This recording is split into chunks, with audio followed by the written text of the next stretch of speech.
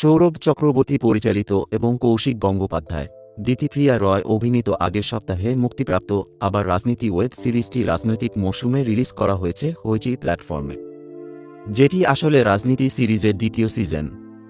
Season 1-এর রুদ্ধশ্বাস ক্লাইম্যাক্সের নমাস পর season 2-এর গল্প শুরু হচ্ছে। কৌশিক গঙ্গোপাধ্যায় ফিরে আসছেন নতুন অবতারে, রাজত্বকার। চরিত্রগুলির পরিণতি কী? প্রশ্নগুলোর উত্তর পেতে দেখে নিতেই হবে কিছুটা সাইকোলজিক্যাল থ্রিলার, কিছুটা ক্রাইম ফ্যামিলি পলিটিক্যাল ড্রামার মিশ্রণ, আবার রাজনীতি। সিরিজের মুখ্য চরিত্রে প্রতিম বন্দ্যোপাধ্যায়ের চরিত্রে রয়েছেন কৌশিক গঙ্গোপাধ্যায়, রাশি বন্দ্যোপাধ্যায়ের চরিত্রে দিতিপ্রিয়া রয়, মল্লিকা বন্দ্যোপাধ্যায় চরিত্রে কনিনিকা বন্দ্যোপাধ্যায়, সৌনক সেন চরিত্রে অর্জুন চক্রবর্তী, ডক্টর দেবজিতের চরিত্রে অনিরুদ্ধ গুপ্ত, শোভন চক্রবর্তী রয়েছেন মিনহাজ আহমেদের চরিত্রে, রয়েছেন শ্যামল চক্রবর্তী। আরও নতুন ক্যারেক্টারদের আগমন হয়েছে। শ্রেয়া চরিত্রে মধুরিমা বসাক, নেতা অভিনেতা জিমি চরিত্রে দেবজ্যোতি র চৌধুরী। এই সিরিজের সবচেয়ে প্রথম পজিটিভ দিক হিসাবেই বলবো এর লেখনী, এর গল্প। বাংলা সিনেমা হোক কিংবা সিরিয়াল, সিরিজ, এদের মধ্যে রাজনীতি নিয়ে কথা বলতে কখনো দেখি না। সবাই সেফ খেলে যাচ্ছেন, যেন পশ্চিম বাংলায় কোনো রকম রাজনীতি হয় না, এবং সেই রাজনীতি কোনো সাধারণ মানুষকে কোনো রকম এফেক্ট ফেলে না। সিরিজটি আগের সিজনের মতোই এখনকার সমাজে রাজনীতির এফেক্ট নিয়েই আলোচিত। অনেক কম series, cinema, web show, TV show হয় যেগুলো প্রথম সিজনের অসাধারণ কাজের পর সবার এক্সপেকটেশন বাড়িয়ে পরের সিজনে সেটাকে সঠিক সম্মান দিতে পারে। আবার রাজনীতি সেই উদাহরণের মধ্যে থাকতে সক্ষম। আগের সিজনের মতোই এখানেও এঙ্গেজিং, রিয়েলিস্টিক, সেম টেমপ্লেটে সাজানো এপিসোডগুলো। প্রথম 3-4টে এপিসোডে ওয়ার্ল্ড বিল্ডিংয়ের ওপর ফোকাস, এবং শেষের 2-3টে এপিসোডে অজস্র টুইস্ট এবং সিজনের ক্লাইম্যাক্স। আগের সিজনের মতোই ডায়লগস খুব ভালো। ওয়েব সিরিজ যেহেতু ক্যারেক্টার ড্রিভেন প্রজেক্ট, টিম খুবই বেশি ফোকাস করেছেন চরিত্রদের ওপর, যাতে তারা পুরনো চরিত্রদেরও ফিরিয়ে আনতে পারে তাদের পরবর্তী পরিণতির জন্য, এবং একই সাথে নতুন চরিত্রদের এন্ট্রি দিয়েও যাতে কানেক্ট করা যায় গল্পের সাথে। স্ক্রিন প্লে এমনভাবে সাজানো হয়েছে যাতে এক নিঃশ্বাসে সিরিজটিকে দেখে ফেলা যায়। দ্বিতীয়ত পারফরম্যান্সের নিরিখে প্রথমেই বলবো কৌশিক গঙ্গোপাধ্যায়ের পারফরম্যান্স আগের মতোই অসাধারণ এক কথায়। আসলে চরিত্রগুলো যদি ভালো করে লেখা হয় তাহলে পারফরম্যান্স ব্যাপারটা একটা উপরি পাওনা হিসাবেই আমি দেখি।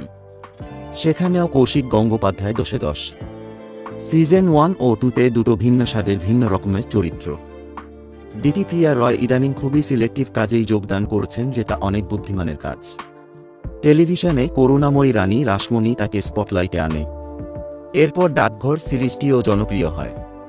আর এইবার আবার রাজনীতিতে তার পারফরম্যান্সও সেয়ানে টক্কর দেওয়ার মতো। কনিনিকা বন্দ্যোপাধ্যায়ের one of the best performance. Debjyoti র চৌধুরীর চরিত্রটাই আলাদা করে চোখে লাগে। তার চরিত্রটার এসেন্স একজন অভিনেতা কেন রাজনীতিতে জয়েন করে এবং ইন্ডাস্ট্রিতে কি এফেক্ট পড়ে। চরিত্রটার মধ্যে যেমন একটা কমেডি আছে, কিন্তু ক্যারিকেচার নয়। পরবর্তীতে এই চরিত্রের গুরুত্ব বোঝা যায়, এবং সবটাই দাঁড় করিয়েছে তার পারফরম্যান্সের উপর ভিত্তি করে। মধুরিমা বসাকের মতোই বাকিরাও মোর দ্যান অ্যাভারেজ। তৃতীয়ত টেকনিক্যাল ডিপার্টমেন্ট। পরিচালনার দায়িত্ব সামলিয়েছেন Sourav Chakraborty. Frame design, original লোকেশনে শ্যুট, কোনো কার্পণ্যতা না করা এই প্রজেক্ট দেখলে প্রশংসা করবেন আপনিও। বাংলা কন্টেন্টে খুব একটা পয়সা খরচ হয় না বললেই চলে। 4 দেওয়ালের মধ্যেই অধিকাংশ সিরিয়াল মার্কা সিরিজ কিংবা মাথামুন্ডু ইন অফিল সিরিজ নিয়ে আসে হইচই। কিন্তু মাঝে মধ্যে মন্দার, ইন্দুবালার ভাতের হোটেল, রাজনীতির মতো কন্টেন্ট আসলে গর্ব হয় যে বাংলাতেও অন্যকে দেখানোর মতো কন্টেন্ট তৈরি করা হয়। আসলে প্রযোজকদেরও দোষ দিয়ে লাভ নেই, কারণ বাঙালি দর্শক ভালো কন্টেন্ট চাই বলে লাফালেও মন্দারদের মতো ক্লাসিক কন্টেন্টগুলোর থেকে সিরিয়াল মার্কা কন্টেন্টেই বেশি ভিউজ, এবং প্রযোজক হিসাবে তিনি সেই কন্টেন্টগুলোতেই গ্রিন সিগন্যাল দিচ্ছেন যেগুলোতে বেশি ভিউজ, বেশি উপার্জন। তাহলে একজন সতর্ক দর্শক হিসাবে ঠিক করুন কোনো কন্টেন্টের ভিউজ বাড়াবেন, কোনটাকে সাপোর্ট করবেন। তবে যাই হোক, এই সিরিজ তৈরিতে কোনো কার্পণ্য করা হয়নি, সেটা একটা ফর্ম দেখে বোঝা যাচ্ছে।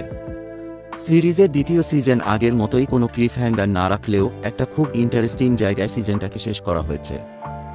একের পর এক টুইস্ট দর্শকদের আরও আগ্রহী করে তোলে পরবর্তী সিজনের জন্য, এবং সবথেকে ইম্পর্ট্যান্ট পয়েন্ট হলো দর্শকদের আগ্রহী করে তোলা হয় কোনো অ্যাডাল্ট সিন ছাড়াই। এবং এক্সিকিউশনও ভালো হয়েছে। যে কোনো রাজনৈতিক সভা, আনুষ্ঠানিক জমায়েতও রিয়েল ফিল হয়। এই ছবির নেগেটিভ দিক হিসাবেই বলবো, এই সিজনের শেষ আগের সিজনের তুলনায় কম হাই পয়েন্টে শেষ হয়েছে। শুধুমাত্র বেশি এক্সপেকটেশনের কারণেই এই উপলব্ধি। দ্বিতীয়ত, আমার ব্যক্তিগত মতামত যে আগামী পর্বে কী হবে সেটা কারেন্ট পর্বের শেষে ক্লিফ হ্যাঙ্গারে না রাখলেই ভালো ছিল, এক্সাইটমেন্টটা নষ্ট হয় তাতে। তৃতীয়ত, এই সিজনে খুব কম স্পেস পেয়েছে কৌশিক গঙ্গোপাধ্যায়, দিতিপ্রিয়া রয়, অর্জুন চক্রবর্তীর চরিত্রগুলো আগের সিজনের তুলনায়, হয়তো গল্পের জন্যই।